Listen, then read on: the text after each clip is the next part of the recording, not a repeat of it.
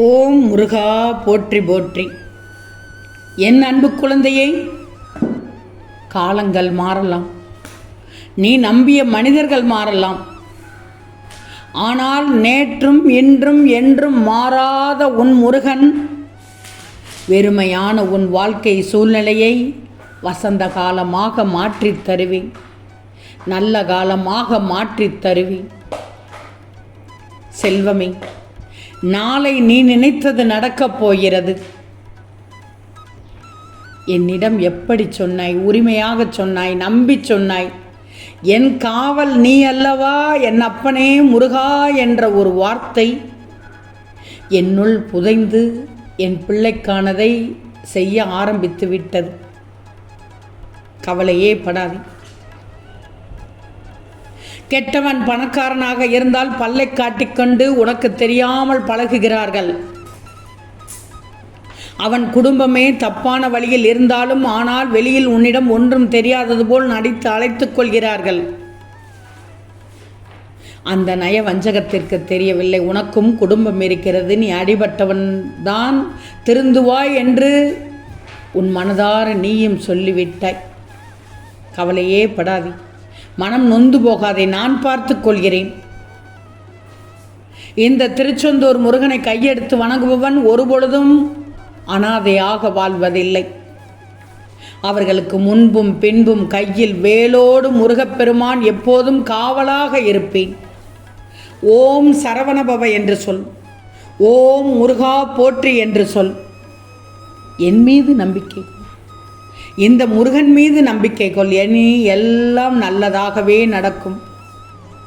உன் வாழ்க்கை உனக்கு பிடித்தவாறே அனைத்தும் நல்லதாக நடக்கும்.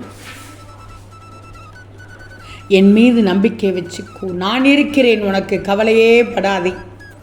நீ நினைக்கலாம் உன்னுடைய வாழ்க்கையில் ஏன் பலர் மட்டும் முன்னேறி கொண்டே இருக்கிறார்கள், இதற்கு காரணம் என்ன முருகா என்று சொல்கிறாய். உன்னை சுற்றியுள்ள எல்லோரும் ஒரே மாதிரியான வாழ்க்கையைத்தான் தொடங்குகிறார்கள். ஆனால் சிலர் மட்டும் வெற்றி அடைகிறார்கள், அதுவும் மிகப்பெரிய வெற்றி அடைகிறார்கள். ஏனென்று தெரிந்து கொள் தங்கமே. வெற்றி பெற்றவர்கள் சின்ன கனவுகள் இல்லை, வெற்றி பெற்றவரிடத்தில் சிறிய கனவுகள் இல்லை, பெரிய கனவுகளே நினைக்கிறார்கள். நான் சாதிக்க முடியாது என்று நினைப்பதை விட என்னால் முடியும் என்று நினைக்கிறார்கள். இது ஒன்று காரணம். கனவுகளை தைரியமாக நினைக்கிறார்கள். அதுபோல் இரு தங்கமே, நீ கனவு காணும் அளவுக்கு உன் வாழ்க்கை உயரும், உயர வைப்பேன். இரண்டாவது, வெற்றி பெற்றவர்கள் வெறும் கனவோடு நிற்க மாட்டார்கள், அவர்கள் திட்டமிட்டு செயல்படுவார்கள். தினமும் அந்த இலக்குகளை நிர்ணயித்து அதன்படி திட்டம் போட்டு செயல்படுவார்கள். செயல்முறை திட்டம் என்று அவர்களிடத்தில் இருக்கும். திட்டமிட்டாமல் முன்னேற முடியாது தங்கமே. வெற்றிக்கு ஒரு திட்டம் தேவை என்றுதான் சொல்கிறேன். அடுத்தது, வெற்றி பெற்றவர்கள் நேரத்தை வீணாக்க மாட்டார்கள்.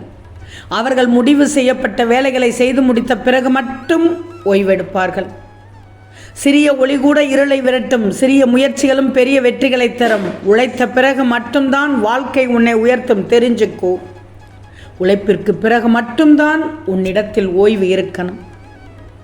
சோம்பேறியாக இருக்காதே, உழைப்பை கொடு, நான் பார்த்து கொள்கிறேன்.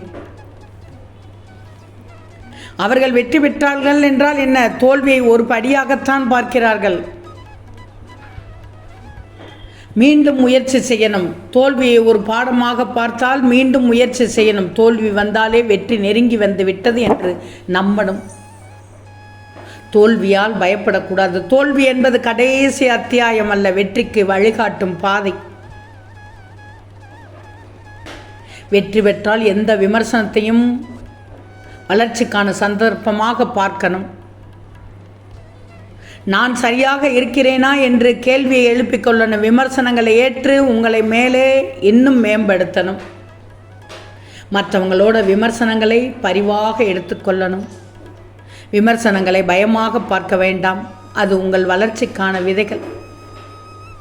உலகம் வளர்ந்து கொண்டேதான் இருக்கிறது. வெற்றி பெற்றவர்களும் வளர வேண்டும். எதுவாக இருந்தாலும் கற்றுக்கொள்வதை தொடர வேண்டும். காலத்திற்கேற்ப புதிய புதிய விஷயங்களை கற்றுக்கொள்ளணும். கற்றுக்கொள்வாய்தானே? நீ வளர்ச்சி அடையும் நாள் வெகு தூரத்தில் இல்லை, இதோ வந்து விட்டது. கவலைப்படாதே, அனைத்தையும் நான் பார்த்து கொள்கிறேன். ஏன் இப்படி இருக்கிறாய்? உதவி என்று உன்னிடம் வந்தால் உன்னால் முடிந்த வரைக்கும் அவர்களுக்கு உதவி செய்.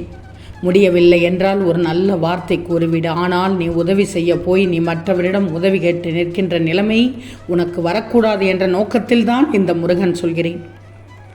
என்ன செய்தாலும் உன் சக்திக்கு உட்பட்டு செய். யார் மனதையும் காயப்படுத்தக்கூடாது என்று நினைப்பது சரிதான். ஆனால் முதலில் ஒன்றை புரிஞ்சுக்கோ. உன் மனதை நீ காயப்படுத்தாமல் அது திடமான மனநிலையில் பார்த்து கொண்டாயானால், அவர்கள் உன்னை காயப்படுத்தினால் அதை சாதாரணமாக எடுக்கும் மனநிலைக்கு நீ வந்துவிட்டால், அவர்கள் பேசும் எதுவும் உன் மனதை அழுத்தாமல் இருக்கும். நீ உன் மனதை காயப்படுத்தாமல் பார்த்து கொண்டாய் என்றால், மற்றவர்களை காயப்படும்படி எந்த வார்த்தையும் எந்த செய்கையும் உன்னிடம் இருந்து வராது. என் பிள்ளையான உனக்கு நன்றாக தெரியும், வழி என்பது ஒன்றுதான். அது உனக்கானாலும் சரி, மற்றவர்களுக்கானாலும் சரி, வேறு எதையும் குழப்பிக்கொள்ளாதே. நீ நன்றாக இருப்பாய், நல்ல எதிர்காலம் பெற்று வசந்தமாக வாழ்வாய். கவலையே படாதே. வெற்றிக்கு நடுவில் இடையூறாக உன் வாழ்வில் இருந்த சின்ன சின்ன சறுக்கல் தோன்றியது என்று எனக்கு தெரியும். அது உன் மன வலிமையை சோதிப்பதற்கு என்று நினைச்சுக்கோ. அதன்படிதான் நடக்கிறது என்பதையும் தெரிஞ்சுக்கோ. அந்த நேரத்தில் இந்த மன வலியோடு நீ போராடி அதற்கான துணிச்சலை பெற்றுக்கொண்டு அதற்கு வரும் தடையை நீ எதிர்த்து பொறுமையோடு நிதானத்தோடு கூடிய நம்பிக்கையோடு செயல்பட்டால், யாருமே உனக்கு கிடைத்த வெற்றி என்பது போன்ற உணர்வை அடைந்து விட்டாய் என்று சொல்வார்கள். உனக்கு வரும் கஷ்டத்தால் அந்த நேரத்தில் மனச்சுமை அதிகமாகத்தான் தெரியும். ஆனால் நீ மனம் தளராது நின்றால் எல்லாம் வெற்றிதான். அது உனக்கு கஷ்டத்தையும் பிரச்சனைகளையும் கொடுக்கும். நீ நடுவில் நிற்கதியாக நிற்பதை போன்று உணர்கிறாயா? கவலைப்படாதே.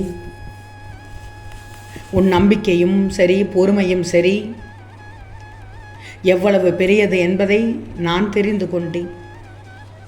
நல்ல பெயரோடு நிம்மதியாக நான் வாழ வைப்பேன். அதில் எந்தவித சந்தேகமும் உனக்கு வேண்டாம். உனக்கான என் துணை என்றும் உண்டு. உன்னை நிச்சயமாக வழிகாட்டி வாழ வைப்பேன். உனக்கான வழிகள் எல்லாம் வெற்றியாக இருக்கும்படி செய்வேன். அதற்கு நான் பொறுப்பு. நீ மகிழ்ச்சியோடு உன் வாழ்க்கையை வாழப் போகிறாய். உன் கடினமான எல்லா சூழலையும் நான் பார்த்து விட்டேன், பார்த்து கொண்டுதான் இருக்கிறேன். உன்னை எப்படி என் வழியில் கொண்டு வர வேண்டும் என்று எனக்கு தெரியும். உனக்காக யாரும் இல்லை என்று வருந்தாதே, வருத்தப்படக்கூடாது. அனைத்துமாக உன் திருச்செந்தூர் முருகன் நான் இருக்கிறேன். கவலையே படாது. நாளை உன் வீட்டில் நல்லது நடக்கும். ஓம் முருகா போற்றி போற்றி.